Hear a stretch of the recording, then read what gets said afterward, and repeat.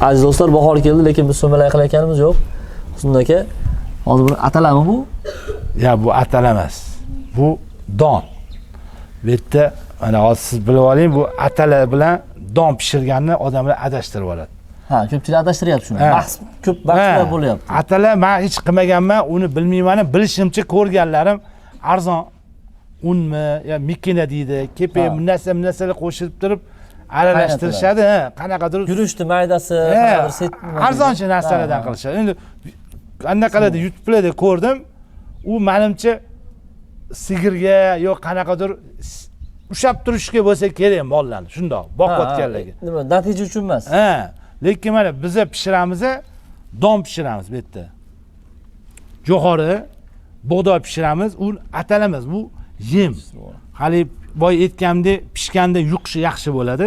Bizaniki tayyor bo'lganda bir bo'tqa holiga keladi, loyga o'xshagan. U donni videoda davomida qo'yib ketamiz. Sechka dedingiz-a? Ha, sechka. O'shani pishiramiz, masalan, necha soat qaynatasiz? 2 soatlarda pishadi. Soat o'zi qaynagandan keyin 2-2,5 soatda pishadi. Ani yiriroq don bo'lsa, sal kechroq, maydaroq sechka bo'lsa, tez ochilib ketadi o'zi grechkaga o'xshab. O'shandan bilasiz, yorma bo'lar ekanda. Yorma bo'lib ochiladi. O'shanda 70 kilo qozonga solsa, 70-75 kilogacha sig'adi qozoningizga. Bir tortganingizda 200 kilo bo'lib chiqadi. Suvni o'zini massa ishib, hali shovlaga o'xshab pishadi. Demak, mollarga yuqishi yaxshi, ham aytganimdek to'yimli, ham massa ko'proq bo'lib chiqadi. O'shanga qo'shiladi qolgan yemlar. Lekin u atal emas. U atalani ko'rdim, atalaga nima solsa solar ekan, pishirib qaynatib tashlayapti. U lekin uni ham yaxshi tarafi boqma buqani olib kelganingizda 1-2 oy o'sha atala bilan boqib olsangiz, mol sal qorin tashab, badaniga suv yugurib, yemlashga tayyor bo'ladi. U keyin quruq yem bo'ladi. Keyin massa olish uchun. Yo'q. U atala bilan boqsangiz, ko'zingizga semirayotganga o'xshab ko'rinaveradi. Qorin chiqadi. Yaltiraveradi-yu, so'yganingizda kerakli toshni bosmaydi. Hali yog' ham qilmaydi, keyin go'shti yupqa ham tushadi. Menimcha ko'pchilik muzokara, bahslarga nuqta qo'yiladigan va javob bo'ldi deb bilaman. Chunki tajribadan o'tkazib nechta molni bunday qilib aytganda so'yib natijasini olmasdan hamma yo'qni ko'rib bilib yan odam mana o'z og'iz bilan jivoy aytadi. Mana bunaqa narsa bor. Men atala bilan boqyapman, zo'r bo'lyapti deydi. U boqayotgan qarasangiz atala emas, donni pishirib berayotgan bo'ladi. Ular atala bilan boqyapman deydi. Atala so'zni ma'nosini adashtiryapti. U rostdan hali aytgandek donni tashlayapti, mayli bug'doymi, jo'xorimi deb pishirib, qaynatib beryapti, o'shani atala deydi. Bu o'zi u don, bir xilla shuni atala degan uchun zo'r bo'lyapti. To'g'ri, unaqa boqsangiz, u don bilan boqsangiz zo'r bo'ladi. Pahlavonlarda bo'tqasidan bo'lar ekan bizniki. Atala deyishganda bir xilla bardaga un qo'shyapti, narsa bilan 2 tonna tayyorlayapti. Ko'rdimda, suyu narsani ag'darib chiqyapti. U bilan haligi semirtirishga yo natija zo'r bo'lmaydi u bilan. Va sizga bir oydan oshdi. 2 oycha bo'lib qoldi. Vita bazadan berib olgan. 2 oy bo'ldi, 2 oy bo'ldi. Vita bazadan bergani. Siz mana menga qo'ng'iroq qildingiz Azizbek, mana shunaqa dorilar ishlab chiqaraman dedingiz. O'shanda sizga aytdim. Ukam, men buni bilmayman. Mayli, siz berib yuborsangiz, ishlatib ko'rsa, agar mana shunaqa narsa, yana 3-4 xil dorilar ham berdingiz-ku, bizning doktorimiz bor, Muhammad.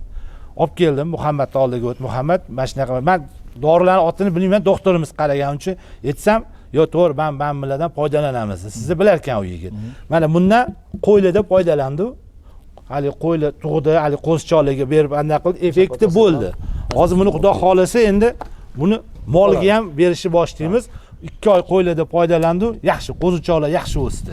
Xudo xolasa qo'zichoqlarda va bu bitta ba'zamizni uloqchi otlarga va barcha turdagi hayvonlarga tavsiya qilib qolamiz. Bo'rdoqqa boqilayotgan qo'ylarga, buqalarga 200 grammi 100 kilogramm yemga, 200 gramm 100 kilogramm yemga, mayda o'sib kelayotgan hayvonlarga 100 gramm 100 kilogramm yemga yoki-da ozib boqayotgan odamlar bo'lsa 4 ta 5 ta boqadiganlar bir choy qoshiqdan 2 mahal berib tursa kifoya qiladi. Va bunaqa qaynatib berilayotgan yorma yemlarda, bo'tqalarda mana hozir qaynoq holatga keladi-yu. Ko'pchilik vitaminni bir sirini aytay. Vitaminlar maksimal 80 darajada o'zi parchalanishni boshlaydi, qolmaydi. Effektini yo'qotadi. Qo'lingizni solasiz, o'sha bunaqa o'zi bilinadi. Qo'l kuymaydigan darajada solgan ma'qul. Keyin aralashtirish yaxshi bo'lishi kerak. Iliq holatda solsangiz, shunda natija zo'r Hali bo'ladi. aytganingizdek bunda qo'ylarda ko'rdik natijasini. Xudo xolasa, endi buqalarga Xudo xolasa videolarda natijalarni qo'yib boramiz.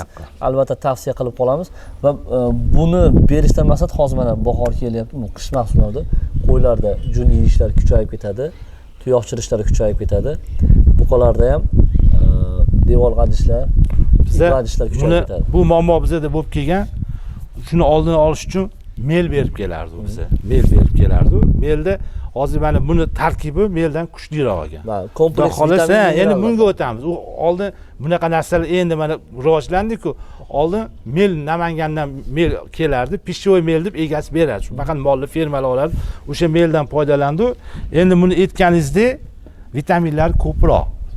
Endi xudo xolasa bunga o'tamiz foydalanishga. Buni hozir vet-aptekalarda narxlarini endi mayli aytib yuboramiz. 200 ming, 220 ming atrofida sotishayotgandir. Men ishim bo'yicha biz endi optim beramiz.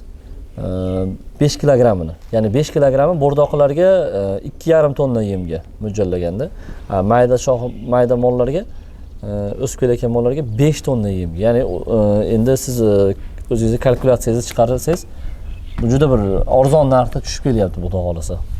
Albatta bizni kuzatishda davom eting, layklarni unutmanglar.